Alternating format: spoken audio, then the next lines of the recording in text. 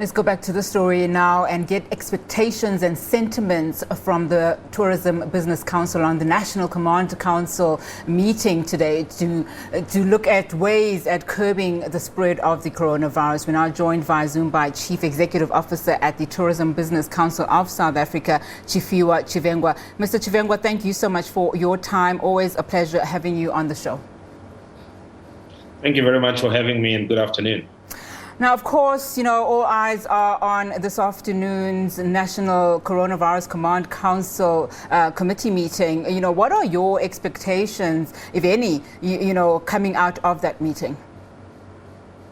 Well, our expectation is that, anything that will be decided and announced in the coming days should not hinder the movement of people in terms of supporting the recovery of tourism in South Africa. And we need to keep in mind that the only segment of tourism that we have currently is domestic leisure tourism. We all know what's going on internationally. Many countries have banned their citizens from coming to South Africa.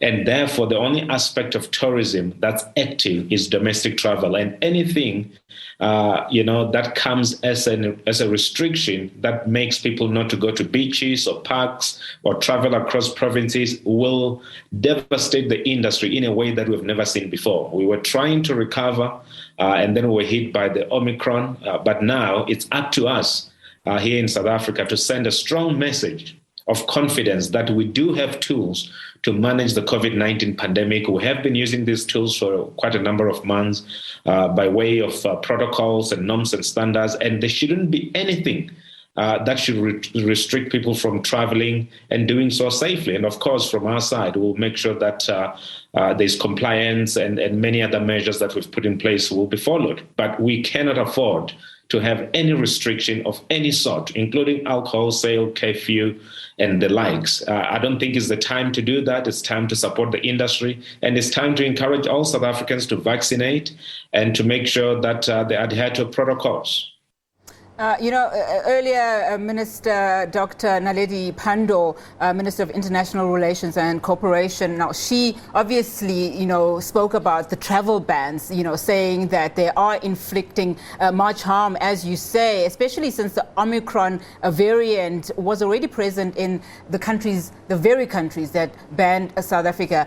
How do you think going forward as a lesson, South Africa needs to, to do better in terms of communicating just some of the things that are coming through, especially from a health perspective? Well, the way we communicated at first, it was an announcement that we found something, but we never communicated the plan going forward. That was corrected the day after when many countries started to pose bans on their citizens from traveling to South Africa. So communication is key. And I think that, perhaps weekly briefing, that looks into the health situation, the economic situation, and the social situation may be beneficial in terms of ensuring that the international community can trust us as a destination again. So yes, the travel bans are having a devastating impact. The 24 hours after those travel bans were announced, we saw at least R1 billion worth of bookings wiped out through cancellation. So it's something that, we need to work hard, and we have been working hard, meeting with various countries. There are rumors that the UK may reconsider their decision today. We wait to hear from them, and we believe that if they reconsider their decision, it will go a long way in the recovery of tourism and the bilateral relationship between ourselves as a country and the UK. But what's most important is that when we have been lobbying through the president and many ministers saying that travel bans are not the answer, and including the UN General Secretary saying that travel bans are not the answer. So we cannot turn now and have travel bans here at home by way of restrictions.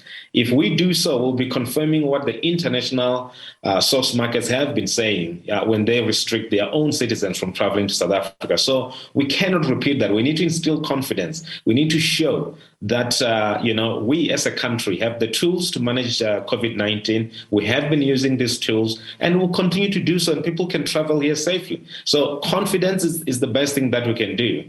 And of course, as the international communities reconsider their decisions, it will go a long way by way of making sure that here at home, things remain as normal as they can be, but of course, following protocols. But overall, the international travel bans, unjustified, uncalled for, and devastating to our economy. And of course, the families, that wanted to travel this summer to visit their relatives, or those that wanted to come down to South Africa, is devastating. I hear personal stories every day. From kids that wanted to come to South Africa, now they cannot come. I think it's devastation. Omicron is here.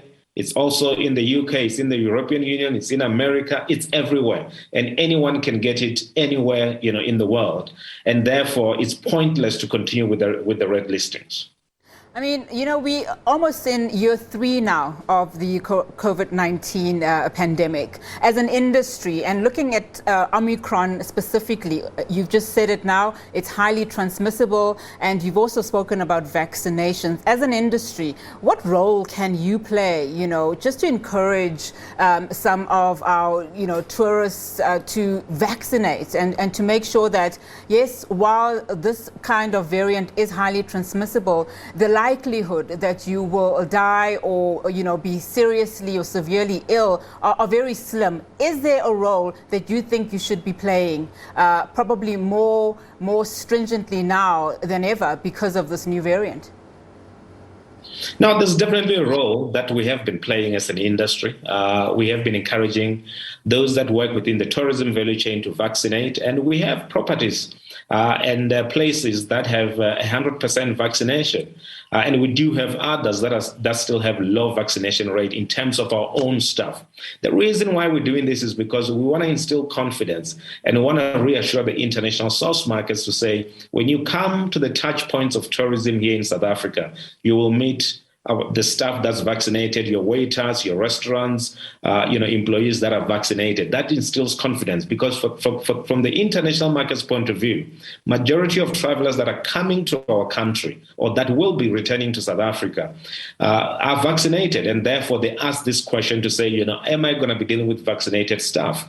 And the answer is that we support that, our staff should be vaccinated. We support that South Africans should be vaccinated because you can't keep talking about the economic devastation year after year when we have the vaccines that are enough to get everyone vaccinated for all of us to go back to some level of normal life.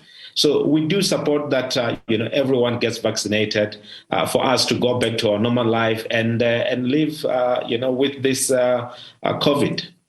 I mean, we've seen many businesses locally suffering tremendously and struggling since the pandemic, hit the country, especially when we had lockdown enforced upon us. As an industry, when you start looking at your dependence on international tourists, rightfully so.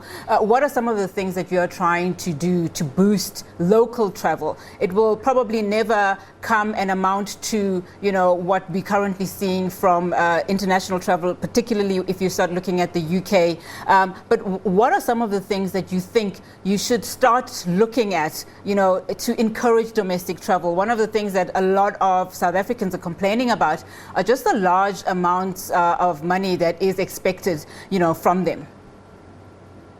Well, from the domestic travel point of view, we have seen an uptick in terms of domestic leisure travel.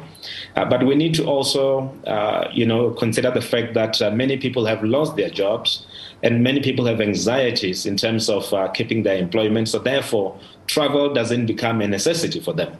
So, we're looking at a small market that we're left with. What we need to also look at, which is important for domestic travel, is the reactivation of government travel and corporate travel, as well as conferences, events, and exhibition. And that will include your people attending sports matches, as spectators, staying in our properties, and so forth and so on. Because those are not happening, it simply means that the infrastructure that we have, and this is the tourism infrastructure, is large. to a point where you have many hotels that are still not open because there is no demand. And those that are still open are operating at a lower price range than what they used to do before.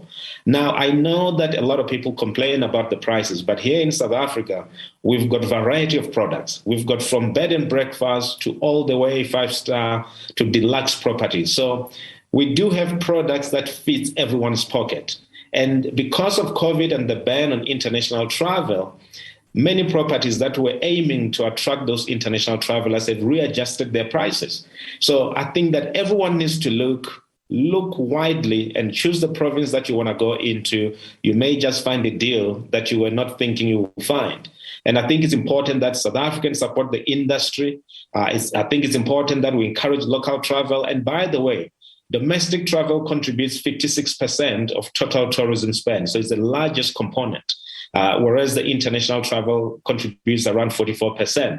So it's important that we travel. It's important that we support our own industry. And it's important that we take a break. It's been a long year. And of course, us in the tourism sector are there and will be welcoming you as guests. And you must follow protocols at all times. All right, Mr. Tshivhengwa, thank you so much for your time this afternoon. We really do appreciate it. Thank you. All right, that was Chief Executive Officer at the Tourism Business Council of South Africa, Tshifhiwa Tshivhengwa. All right, we'll take a quick break.